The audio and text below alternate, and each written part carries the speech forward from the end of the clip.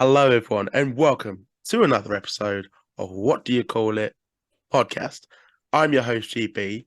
If I do cough a lot at the moment, I have a chronic cough, post-nasal drip to be specific with what I have. Originally thought it was chest infection, flu, whatever, but it's not. So, yeah, that's why. But I'm actually been okay. So, fingers crossed, touch wood. You can't see it. That doesn't really matter. But anyway, today's guest is a member of one of my favourite stables in all of wrestling, the Violent Gentleman Society. Yeah. Please give it up for PAYNE. How you doing today, mate? You all right? I'm great, man. How are you doing? I'm doing pretty well, to be fair. Pretty well. We was actually just having a chit-chat just before I start recording about Arsenal, how well Arsenal are doing. And as the listeners know, I support them. But I actually want to find out who you support. Well, I support Liverpool, but there is a funny story about when I was a kid, and everyone will come at me if I tell them the story. Nah, tell me, mate. You started it. So I've always been a Liverpool fan, but I was obsessed with Thierry Henry as a child. Yep. Obsessed to the point where I got an Arsenal kit for my birthday with Thierry Henry on the back. Now, sounds like a good birthday. Oh, well, yeah, but it's just this. It's funny now. As a kid, it was innocent, but now it's funny as hell and ironic. So when I had my birthday party, we went round in a limousine. Yeah. And we went to see Anfield, Goodison, and then we went to the play area. Yeah. So I'm there outside Anfield posing like this in an Arsenal kit.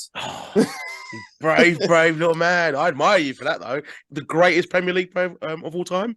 Yes or no? Yeah, I think I'd say so, yeah. But the thing is, with it was just one of them. I always wanted Arsenal to win unless they were playing Liverpool. And I'm like, Henry, go easy on us, please. Come on, just don't be doing this. I know you're the GOAT, but it's Liverpool. I've got to support That's what it was like. So everyone there's got a Liverpool kit on, and then the next day I had my Liverpool kit on. I was like, just one of them. I was that obsessed with Henry to the point I'd wear an Arsenal shirt for them.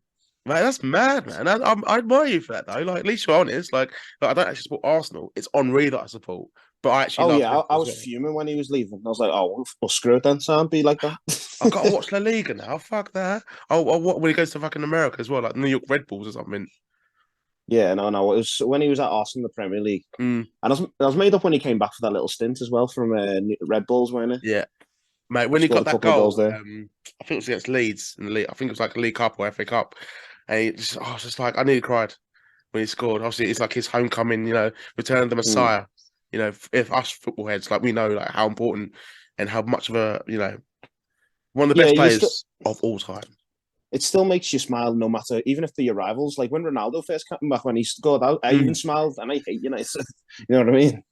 Honestly, I honestly thought, I know how we know it turned out now. He's fucked off. Piers Morgan's behind him, and but when he did come back, I thought, oh my God, Man United might actually win the league now. And then, it turned to shit and I love it. I mean, you must love it as well, like Man United being back. Yeah, I'm definitely happy. It's just one of them, isn't it? I was talking to a couple of United fans recently.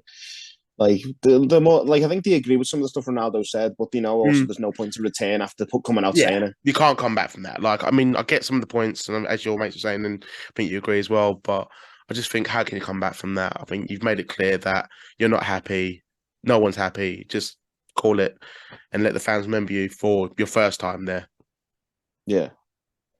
How do you feel about Liverpool, by the way, just before I do talk about wrestling? Well, it's one of them. We're having a bit of a slow start to the season. I think towards just before the World Cup, I think we won the last 3 games, something like that. So we're getting there. And I think top 4 is obviously, that's the aim. And I think it's still doable. It's just Liverpool have to go on that run. Yeah. It'd take a lot for them to win the league. But if they go on a run, I can see top 4 still very realistic possibility because teams are set to drop points and all that. It's just going on a run. Whether it happens or not, we'll see. Do you know what I really like? I know he had shit World Cup as well, but Darwin Núñez, I know I think people writing him off a bit, but people kind of forget his goals to, in game time is pretty good. I really like him. I think he's a goal like every other game, which is pretty decent. Obviously, he missed a few games because of suspension, and I think he was injured as well. But when he has, he just looks like a good player. Yeah, I think it's because when he came in, it was like, oh, there's going to be Núñez versus Haaland. Yeah, there's no Haaland's an insane goal scorer. Not that Núñez isn't. Núñez can be, but that's a lot of pressure for him to do. He's still delivering areas. They're just expecting the same numbers as Haaland, which is it ain't not going to happen. No one's matching that, mate. No one is. But we are still top of the league, and Man City are second. So Yeah, so they'll be breathing down your neck for a while. You better be I worried about know that. if we don't replace Jesus, honestly, we're done, in my opinion. Maybe you might go in for that Ramos. He's having a good World Cup, isn't he? He's going to be the guy, I think. Gakpo Oh, maybe. I'm not sure. Like, I think we're same with links with Phoenix as well. Portuguese player. Like watch out.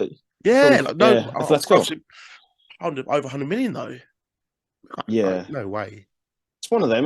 That's the way it's going these ways. Like with Liverpool being linked with Bellingham, it's going to cost up more than 100 million to get him. Like I was saying, Liverpool will probably offer like 85 million, 100 million euros. It'd be something like that. Whether they accept is another story. I wouldn't mind. Like if he has to come to an English club, I'd rather he come to Liverpool as opposed to like Real Madrid or PSG, like the Farmers League as people call it. Like, cool. We get to see more of him because he's been outstanding this tournament. Yeah. That was another thing that helped me gravitate to Henry as well, and that was just by coincidence. So he has the same birthday as me as well, 17th of August, Thierry Henry. I love it. So that's my bragging point. Who's the footballer who's your birthday? Thierry Henry. Can't beat that. Greatest, mate. The greatest. Like I have to bow down to that, mate. And Didn't realize actually kickstart the show. Like just talk about Thierry Henry from a Liverpool fan who has the same birthday as him. Casey Payne, you've impressed me already, but awesome, man. Awesome. Let's talk about wrestling. Yeah, that's kind of what we're here. I mean, I think we have to. No, I'm joking. No, that's cool, man. That's cool. I will be talking about VGS as well, but I want to rewind the clocks and find out what actually got you into wrestling in the first place. Well, isn't it quite an interesting story? Because at least I go from my first memory. So I was about 4, 5, something like that. And there's a venue called the Olympia, Liverpool Olympia, just outside. It's like on the outskirts of the city centre. And they had this wrestling show on. And it was basically the wrestlers pretended to be like, the Undertaker, Kane. It was like 99. Yeah, fake Kane. Giving away my age, yeah. But one thing that was really cool on Twitter I saw the other day, someone had that poster for that show. It wasn't the one in the Olympia, but they must have told it around the country. It was one in Stoke-on-Trent. And I was like, that was the show that I saw when I was a kid. So I made sure to screenshot and that was the first ever wrestling show I went to. It was these guys. So that's what got me into wrestling. After that, fun fact: Paige's dad was in actually the fake Legion of Doom. Oh, that was mad because I just didn't even realize they were fake. I thought, there's the Rock, there's Stone Cold, and come all the way to here, like to wrestle in this, in this sports hall, or whatever, where they normally be. Like, church. I thought that'd be normal back then. Now you're there, no chance. Nice. I thought that was a cool little memory. Did you get any from photos then, of them, by the way? I didn't, as far as I know, anyway. And if I did, it would have been one of those old disposable cameras. Yeah. But I wish I had photos from that. Like, I've got photos from my first WWE event. That was WWE Tour of Defiance 2004. Nice. I think the main event was Benoit versus Kane. Good match. Yeah, it was a decent match. But the match I was there for, though, I just wanted to see Shawn Michaels versus Triple H. Nice. I enjoyed that. Yeah, I forgot. That's what I was still feuding then, yeah. Yeah, because I was annoyed because Shawn Michaels had never got the title off Triple H, and it was doing me head in so much. But at least he won on the night there, so I was happy there. And at that time, Benoit was the champion. Yeah, I remember that run. It was quite good, to be fair. I mean, obviously, we won't talk about what happened eventually, but at that time period, like, I remember beating like Triple H, Shawn Michaels, which is kind of unheard of, multiple times, and even beating Kane, and he's having like the run of his career, and then he lost to Randy Orton, and Randy Orton sort of get fucked over a little bit. But I'm not going to give like the whole timeline of their feud and stuff, but there is one show that I know you went to because I saw you tweeted it, WrestleMania 33, the return of the Hardy Boys. I mean, wow, one of the biggest pops I think in WWE history. You were a part of it as a fan. How was it for you to be there? I couldn't believe that. I even recorded it live when I was there because I heard the rumors over the weekend, but I was like, nah, it's preposterous. They're not going to. They were on. I think they were on Ring of Honor against the Bucks the night before. And I was like, no, they're not. It's not going to be the next day straight after. Not going to happen. And I'm there seeing the rumors, like, yeah. And then when the New Day came out, and they were like, it's now become a fatal 4-way, and I'm just there, started recording, went, no, it can't be. And the New Day didn't have to tease it well as well because they had that long, like 20 seconds. Fire on as well. I think everyone thought it was going to be the New Day. Then they started slowly walking, and then the Hardy Boys music went insane. I think that's the moment that stands out for that Mania. Like, I wanted it to be Taker versus Reigns, but the thing is, I knew Taker was going to lose, but I was just hoping the match would be decent because Undertaker's my favorite of all time, so I didn't want him to lose. As soon as it's good that you got to see him in one of his last matches, but the match itself, I think Taker himself would admit to it that it was kind of abysmal. It was just kind of sad. at the I same think that's time. why, yeah, but I think take it as that mindset of that's why he came back. To be Yeah, fair, if I had the retirement match and it ended up being rubbish, I'd be like, nah, I've got to have one more to be yeah. at least half decent. But then But the Undertaker went on this. they got worse and worse. Then he had the match with Goldberg and the DX match with Kane, and it's like, oh my god, Yeah, it was like it poor went guy. worse because he'd have one good match in his Yeah, conference. He'd be like, oh yeah, cool, to keep going. Like yeah, because he had the match with John Cena was decent. It's only short, yeah, but it was decent.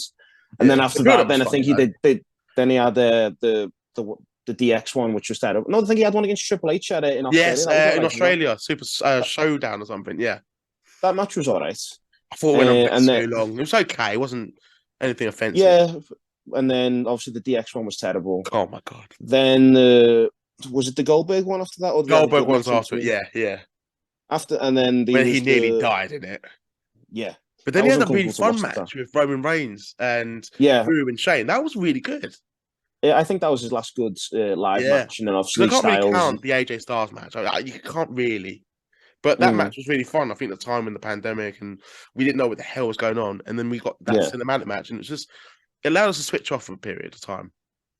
yeah. I think that his last the match with Drew, Shane, and Roman was booked well as well because like if you, Mm, that's how they should have booked the Undertaker. Booked the yeah. Undertaker against young talents. Don't be Yep. booking him against other old He people can do because you need his someone spots. You know, it and they doesn't can have to carry be him. sort of singled out where it's more noticeable that he's old and can't do as much. It was perfect, that match. Stone Cold and Owens is a perfect example. That was Not fun. saying Stone Cold can't work because of course he can, but like his body probably still struggle. But Yeah. we'll do well. We'll do a street fight. That Works. was so well booked, that was. I mean, night one Mania of this year was brilliant. Loved it. Night two, not so much. Yeah, I did find it funny though. Vince getting the worst stunner of all Oh time. my God. You got like Austin Theory sells it so well. And then Vince, what the hell Vince is doing? Just like a slug. Yeah, it's because he didn't even really get booted that much. He just like as soon as he must have went, I'm not taking this stunner. Yeah. No. It's like, no pal, no pal. But no, it's cool. So we just became actual like nerds and like wrestling best friends just then. I love it. That's why I love wrestling, man. But more about you. What actually inspired you to become a professional wrestler? When did you know? I know you said about the Hardy Boys. Was that before? That was after you actually became a wrestler, wasn't it? Yeah, so I was about I wasn't there, but about 6 months in by that point. Mm-hmm.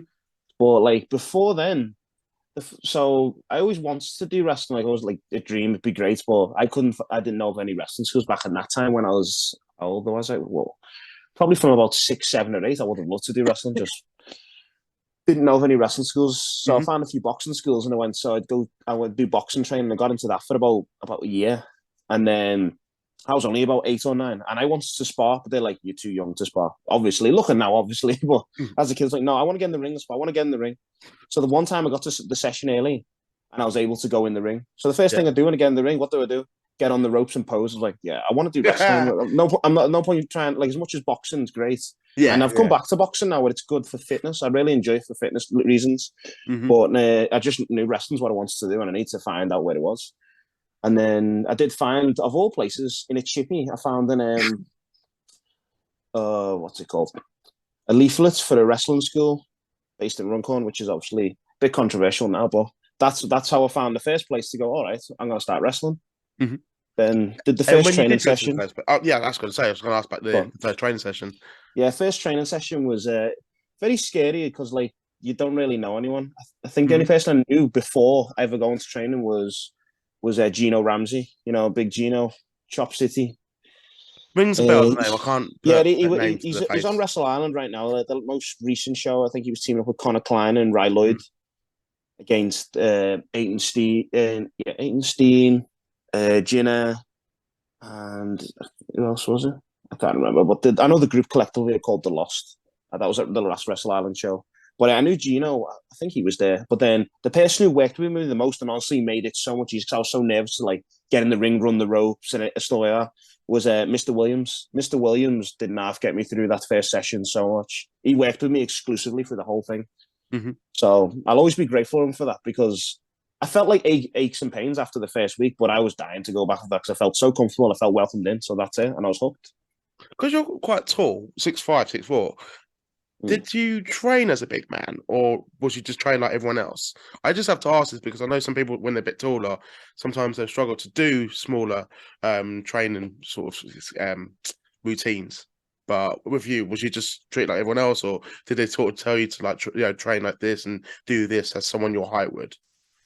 I'd say no. They trying to train me the same as everyone else, but at the same time, like because for me, I always wanted to be able to do all the things that the other guys could do. Like if you've done a headlock takedown, someone puts you in the head scissors, kip up out of it. Yeah. When I did that once, and everyone was like, "Oh my god!" I was like, I was shocked myself. Like I've been on trampolines and stuff, so that's where I got used to that. But I was like, ring's not going to be as bouncy as a trampoline. Which is not, but like sometimes it's one of those. Sometimes I can do kip up, sometimes I can't. Yeah. But like I was proud to be more athletic, but at the same time, when it came to show days, I'd be told like, "Listen, you need to show your size," and they are right because I forget. Sometimes I think I'm like a cruiserweight.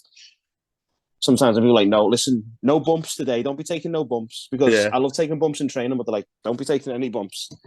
You No, need that's to look cool. big and strong." I get that. I get that. It just shows like you're committed still. Like you don't want to just just do as little as possible. You still want to get into the action as much as you can.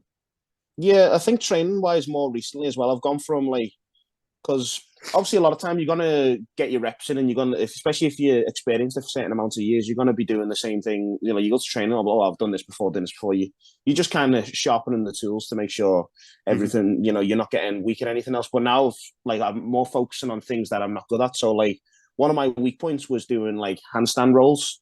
So I was working on them with so Joe Connors did a seminar at the Island Temple.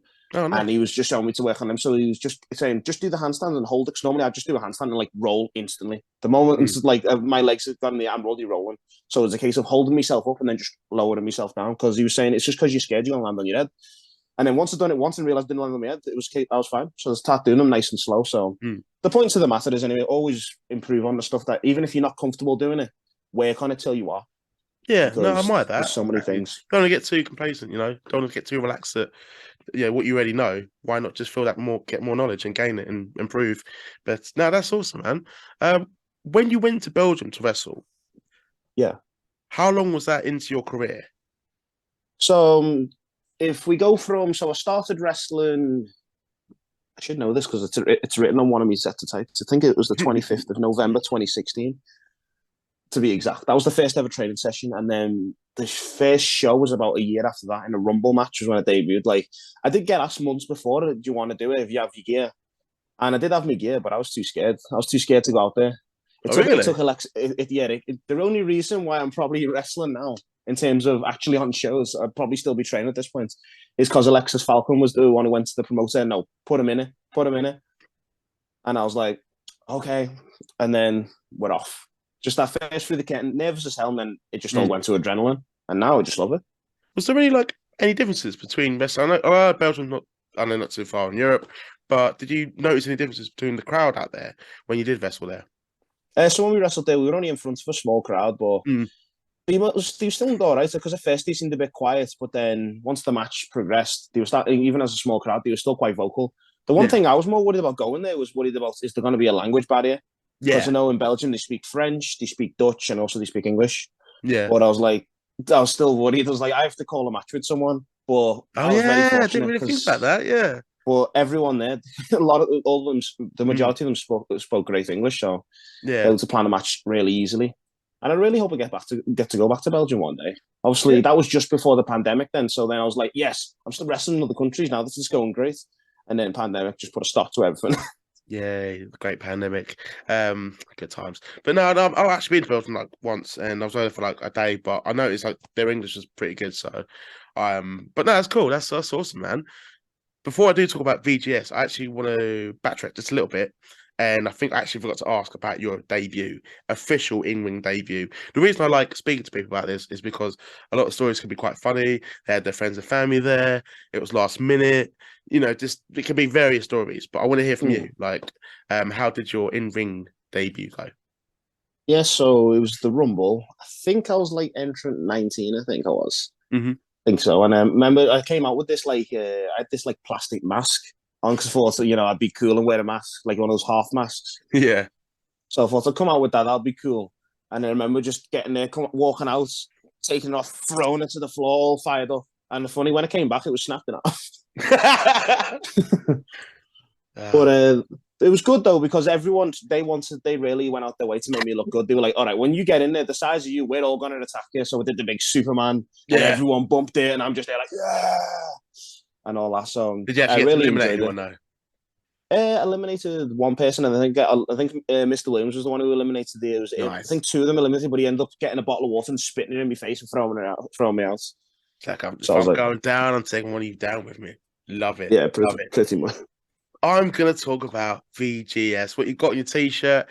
For the listeners, they already know. Like, I'm a fan of the faction, the Violent Gentleman Society. In case anyone isn't aware already, the listeners already be familiar with previous guests I've had, Tommy Jackson and Christy Gordon. Good lads, who are also part of the stable. But I'd like to speak to you about VGS. So, how were you recruited for the Violent Gentlemen's Society? So it was around the time of maybe about June 2021, around that time. And we were all of us were going to Claw Wrestling Academy. So that's affiliated with TNT. I think they're on hiatus now, but they're looking to get it back soon. Oh, okay. So we were all training there anyway, because we used to train at the previous school in Runcorn. And then so we were like, oh, we got somewhere to train again. So, and all of us were kind of in uncertainty. For me, I was looking at, I think around that time was Wrestle Island were also talking about doing prospect wars, which they're just getting into doing that now, because obviously COVID kind of slowed everything down. But at the time, they were getting into doing that. And I was like, well, I hope I get to do that. And also, what would I want to do? Would it be the same babyface I've been the past 3-4 years, or do I want to be different? I think I took a lot of inspiration from Roman's heel run. I was like, I want to turn heel and I want something that would make sense. So my original idea was they do the prospect wars. And because there was a story where they were the Wrestle Island management were feuding with the Rejected, which kind of similar to where Tommy's been feuding with Pete as well at Wrestle Island, kind of that type of story. And I was basically helping Pete and stuff, and I had his back. So I was like, well, I'm being overlooked here. That's the story could be. I'm being overlooked. You know, after all I've done for you, unless you do nothing for me. So I gradually turned heel through that. That was the idea. And then at the same time, Tommy and Christy asked me, would you want to be part of VGS? And they explained what the group would be to me. At first, I wasn't sure. Like, I wasn't sure of, like, because it took something, it was very, like, the original idea of VGS was a bit old school, took a few things from Peaky Blinders as well. Yeah, I could see that. So it's kind of that with dress shirts and all that. And I was like, that doesn't fit me, though. That's not me. But then I was like, I probably should give it a chance because this may lead to something big for all of us. So give it a chance. And then obviously we just made it our own. So like you don't really see the shirts and ties that much anymore. If at all, we haven't worn them for a while. It's all about the branding, the flag, the armbands. It's we have those things that's just become us, and that's just all become from little ideas. We're like, oh, get a flag, use a flask, because we used a flask at one point. It's just little things like that. And it's just developed into our own thing. It's not just we're just a copy of this or that. We're just VGS. We've just been put together by management or whatever, or someone just said, look, just for tonight, go out there, be a stable or whatever. Yeah, I think we just wanted to work on it. Like if you went on YouTube and watched our first match, so it was the three of us against Charlie Brennan, Connor Klein, and James Reed. If you watch that match and then watch one of our last 6 months, which was against Made to Last and Pud, levels apart in terms of how we wrestled as a team. But you back then, it was like, oh, tag him in, big splash in the corner, tag him in, punch him in the stomach. Now we have tag moves. There's a lot more fluidity there, and that's just developed over time. But that won't happen overnight. I mean, like even speaking of Roman Reigns, you mentioned like his heel turn when it first happened. Initially, people were like, what the fuck? And then as it grew, it develops and it blossoms, and now it's one of the best things in wrestling, which is happening to you guys. Yeah, really good stable that you can tell like there's chemistry. You're also different in your own unique ways, but it meshes so well. Yeah, a cool thing that me and Tom and Christy always said as well, because them two haven't teamed up together as a two, but I've teamed up with both of them as twos. And like, if you watch a match with me and Christy versus a match with me and Tommy, you'll notice we wrestle differently. We have different tag moves. And I was like, that was one big thing I wanted. Like, for whichever combination, we all wrestle differently. We're not going to do all the same tag moves. They'll be different depending on which guys are in the ring. It's a bit like the way the New Day will wrestle differently when you'd have Kofi and Big E instead of having like Woods and Kofi. They wrestle slightly different. And I think that's cool because it makes you want to see each member in tag team match instead of being, oh, well, it's the same either way. I like that. Like, it's just different. Like I was saying to Christy a couple of weeks ago, like, there's not that many stables especially in the UK at the moment, in the independent scene. So I think that's what makes you guys stand out at the moment. A fun question. I don't actually think I asked Christy or Tommy this, but I'll ask you. If you could pick one wrestler, past or present, to join VGS, but it can't be just a case of because it's your favourite growing up, but someone that you think would suit the stable, that would actually benefit the Violent Gentleman Society, who'd you pick? Past and present as well. Think what would we need? Tommy's got his pen and paper at the moment. I'm listening. Yeah. I know Tommy would be like, we need to get Triple H and get the expertise. Yeah. He'd get modern day Triple H in to be our manager. He'd love his Triple H, doesn't he? That would be a great idea, to be honest. If we were going for management, get Triple H to managers. But we don't feel like putting anyone over tonight, kid. Yeah. But as an in-ring option, so like that's a good question. Well, if you want to think outside the box for this one, you can say maybe a manager or a valet, or like an Eric Bischoff even. It's entirely up to you. Like you, but you I think if it was management, even though I did say Triple H, I think based on the past weekend and the past couple of times, I'd probably say William Regal. It's also because like people have been sending me photos of them meeting William Regal, and they've been wearing VGS tops, and he's been very complimentary about us. I think he's a perfect fit as well, especially with the name as well, because he's the gentleman villain, isn't he? It's like if you think about like the Blackpool Combat Club, like it's corny, wasn't it? Like a name, but like VGS, but like it's from his hometown. Yeah, I think the Blackpool Combat Club, like corny name, but the guys they had in it, insane. So that's what made the legitimacy came from who was in the group then, rather than name. I didn't love the stable. I mean, this is just me nitpicking. I love Daniel Bryan Danielson. John Moxley's okay. Claudia, I'm a bit bored of, and I'm just not the biggest fan of Utah. But like Regal's, like I thought Regal would be able to sort of turn this into a really cool stable, and it just didn't work out. And now he's back to WWE with Tommy's best friend Triple H. I thought it was a certain thing. As soon as Triple H put that post out on Twitter saying, "Oh yeah, the War Games one, War Games," I was like, he knows we need that. Like next year, if they're doing a Survivor Series again, you need Regal. He can't appear on screen for till 2024, doesn't it? Months, man. That is savage. And people moan about WWE. I wonder if could they appear as in like if they use past footage? They could probably use past footage. I think they could do that, but he can't appear in anything new or anything. It's a weird contract, isn't it? Yes, that must have been a contract. But I think he was that desperate to get out, and I think he wants to work with his son, but he can't do anything with his son on screen. But he's still there. This son once as well, a long time ago when he was called. What was he called then? I think he was called Joe Bailey back then. I think he was called Joe Bailey. But Regal's son. And it was only I didn't know it was Regal's son at the time either. They don't really look alike. I can tell he wrestles like him, but I don't see any real similarities in the face and how they look. Well, I was kicking myself later when I found out he was, because like the gear he was wearing, like, do you know if you remember when Regal was around the time he was teaming with like Eugene, he had like the red trunks, red knee pads, red boots, and he had like a bit of blue on. He had that on, and I just didn't click in my head. I was just because it was just in a rumble, and he was just there, and we were just working in the rumble. He probably doesn't even remember, but like it was just one of those things where I was like, how did I not realize? Look at the gear; it was obvious, it was there. Didn't put two and two together. Bloody hell. No, it's cool. I can't remember his name now. That's going to bug me. I'm going to have to Google it after the episode. I think it was Joe Bailey, and then what's his name now? That's the thing. I don't watch NXT anymore. Really, I'm sure he went by Bailey Matthews as well. But I know he's on the new NXT, but I just can't remember his bloody name. Charlie something. And Charlie Dempsey. That's the one. That's because he was Joe Bailey. Then I think he was Bailey Matthews, and now he's And he got the WWE spin. Charlie Dempsey. Get the names, and everyone gets the name. But no, I think Regal would be. I think he'd really suit BGS. I mean, Regal. If you do somehow watch this, I'm going to tag you anyway. Don't block me. And you know you can't appear on WWE television, but Wrestle Island has got a spot for you. And there's a couple of people there waiting for you with an armband, a flag, and a t-shirt. And if they do want to buy the t-shirt, the armband, and the flag, where can they go, Casey Payne?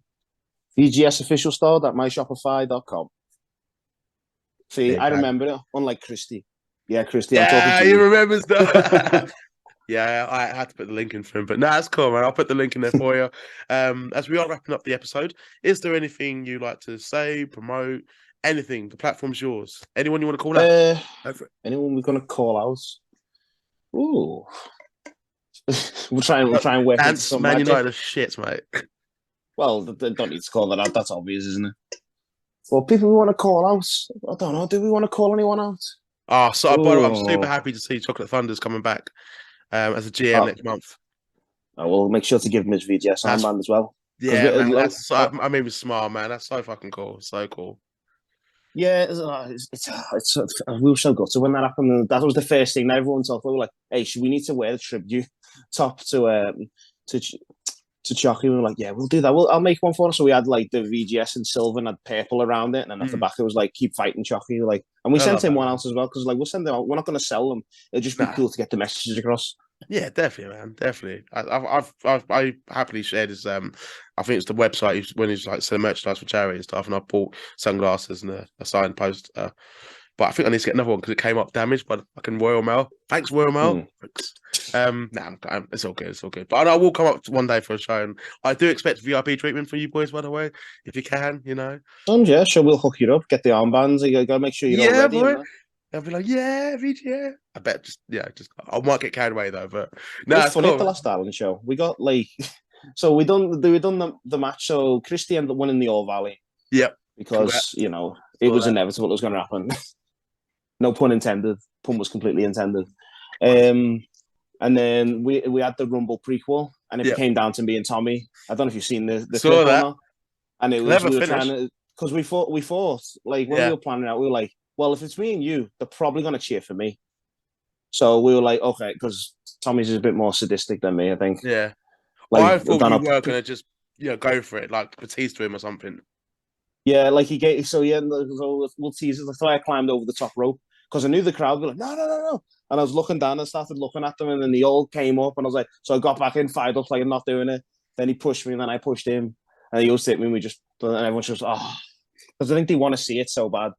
Which obviously, I mean, I'm not planting seeds or anything, but as we are officially ending this, I mean, maybe, the opportunity will be there one day. It's up to you though if you decide to take it or not. Tommy, I'm not twisting anything, not stirring the pot, but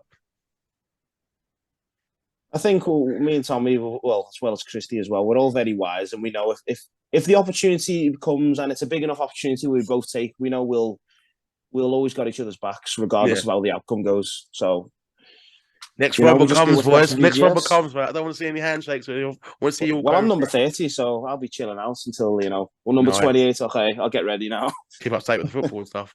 Nah, awesome, Casey. Pleasure to have you on. I know we had to reschedule. That's my fault, and I wasn't feeling great. But I've actually been able to do this without coughing too much, which I'm very happy. That's the main thing. But I know it's going to happen now. While I do edit, I'm just going to be continuously non-stop with the chronic cough. But it's all good. I think having a fun conversation has made me feel a lot better, man. But I've generally enjoyed this chat. I think I said to Christy, and I'm going to say to you, and I know Tommy will be listening to this. I hope he does. I will do a group VGS, one big group. That'll be fun. Might get messy, but it's gonna have to be arranged. I'm gonna try and do it next month, and we'll have a good laugh. It'll be good. Yeah, definitely. I think we'll have a great laugh. We should all do it. Awesome, my man. Well, thank you for coming on. Is there anywhere the fans can find you on social media? By the way, what's your @? Yeah. So I'm at DKC PAYNE on Instagram, Twitter, Facebook, and TikTok. Trying to work from it. It's only new to TikTok, so I'm only starting. My idea is I'm just going to have so when it's a show day, I'll take a few, and make a little short of every show day. That's what I'm trying to do, something so people have a little inside look at what what my daily routine is. And memories for you as well, to be fair, as well. Yeah, also that as well, because sometimes you got to wait a few days for your footage. So at least you got that. Yeah. You know what I mean? Yeah, man. But so we're looking. Hopefully, VGS are going to have a massive 2023. We've got some things in the works already, which will hopefully get announced soon, and we have other things that we want to get done as well. So hopefully, it's going to be quite an exciting year. Awesome. Well, thanks for coming on. Shout out to VGS. The group episode will happen. I just need to get it arranged. I'll speak to Tommy. Casey's aboard. Christy, I know you're going to be on it as well. Signed up. We signed right there. They're all signed up for it, so we'll make it happen. But for everyone that's listened to this episode, thank you. There'll be more episodes come out next week. If you follow my social media handles, which you can find in the description below, you'll be able to see who I will be bringing next week. But for now, everyone, enjoy your weekend. Also, it's coming home. And that's inevitable. He knows. Hello there. I've got a special announcement for my next guest. It's What Do You Call It podcast. Yeah.